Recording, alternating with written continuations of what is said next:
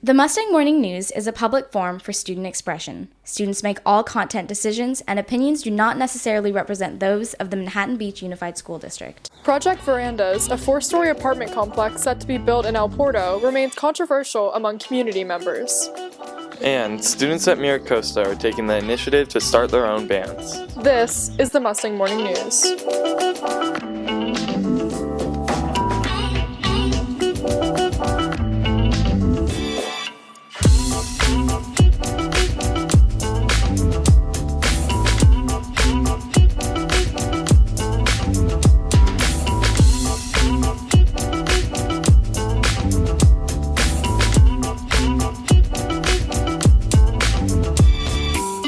Welcome to the Mustang Morning News. I'm Vivian Watson. And I'm Kyle Farrell. Get ready to test your knowledge with the Costa Quiz. Here's how it works. Go to our Instagram story at Mustang Morning News and respond with your name, your teacher's name, and your answer to today's question for a chance to win a shout out for you and your class.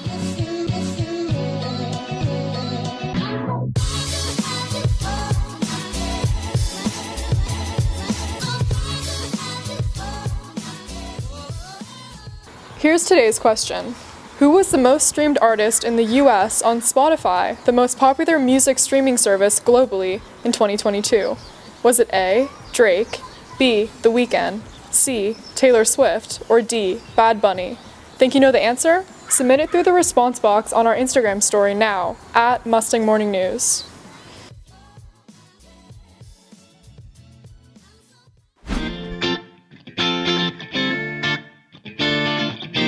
Although Project Verandas was initially denied by Manhattan Beach, it was approved 3 months later due to California law.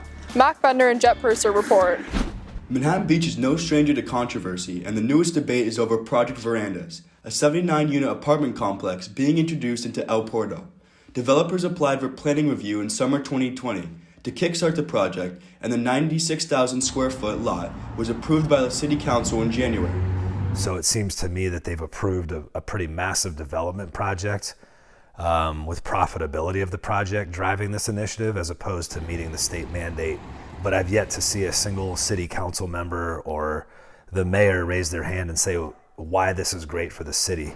Across coastal cities like Santa Monica or Huntington Beach, the State Housing Accountability Act, renewed in 2017, is in effect as large groups of Californians are leaving the state due to high property prices and a lack of housing.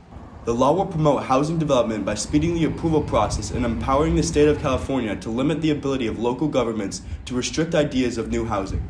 Manhattan Beach's average sale price for a home is $1.8 million, more than double that of the $800,000 on average for the wider LA County. Because of costs like this, Manhattan Beach must add 774 units by the end of the decade, with as much as 2/3 including affordable housing. I think more than anything, it is an opportunity for Manhattan Beach to show its true values. And its values, if it's that we value clean air, environmentalism, inclusion, and diversity, all within this small town feel, let's create that so that we can be a model for other cities to follow. The law allowed the developers to fast-track the project and bypass traditional assessments like environmental impact reports and voter approval, going straight to the city council. The mayor himself declined to interview because of pending legal reasons around the controversy. For the Mustang Morning News, this is Mac Bender and Jet Purser. You're a committed athlete who plans to play your sport at a collegiate level. But what happens if you don't get recruited? Alex Chun and Owen Frank report. Thousands of talented high school athletes dream of playing sports in college, but for many, the recruitment process doesn't always pan out. According to the NCAA, only about 6% of high school athletes go on to compete at the college level. However, there are several ways these student athletes can keep their dreams alive. One such path is becoming a walk-on. Walk-ons are student athletes who join a college team without a sports scholarship. To become a walk-on, students must research the specific requirements of their target schools and reach out to the coaches with their interests and athletic accomplishments. A few of my friends and I ended up not getting recruited, but we wanted to play our sports in college, but we really didn't know what the next step was or how we could play in college since we didn't get recruited. Another option for non-recruited athletes is to participate in intramural sports programs. Intramurals provides a competitive yet more relaxed environment for the students to continue playing the sports they love and even try new ones. According to a study by the NIRSA, over 60% of college students participate in some form of intramural sports.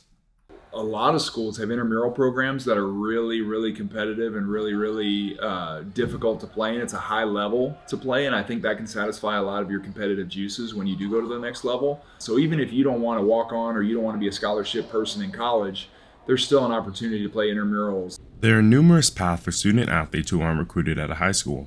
With dedication, perseverance, and a bit of research, they can continue to pursue their dream in college sports or related fields.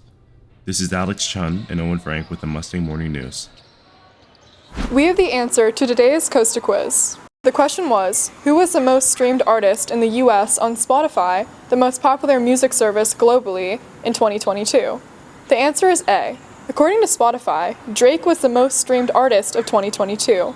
At the number 2 spot, Taylor Swift was the second most streamed artist. Whether you're making it or listening to it, music is an outlet for personal expression and creativity. Zoe Fan and Paige Smalley speak with the band members that make up Double Knotted. From rock to country to pop, music has always acted as an escape for many high school students.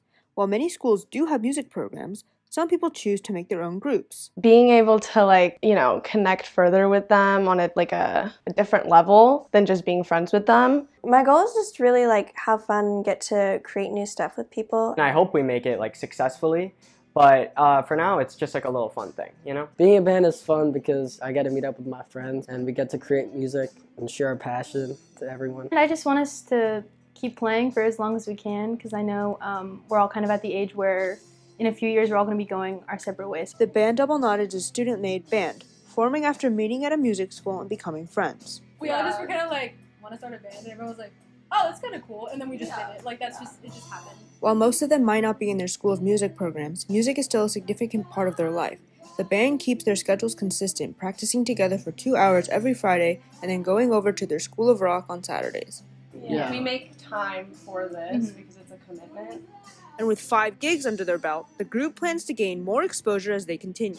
We've generally been getting help from organizations like South Bay Music Connect. And then sometimes we also apply for stuff. I've sent in a few forms for different venues. Some of our goals is releasing music on streaming platforms because that's basically the main way to get popular and perform at these big venues and shows. To find out when their next gig is, you can go to their Instagram at Double Knotted Band. For the Mustang Morning News, this is Zoe Fan and Paige Smalley.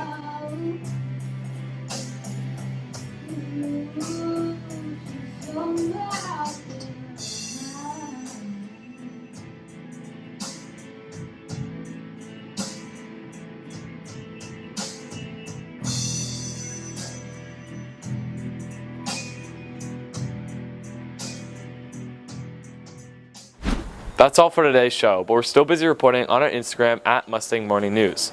Follow to check out our weekly What Now segment going up every Friday. Thanks for watching, Mustangs. Have a great day.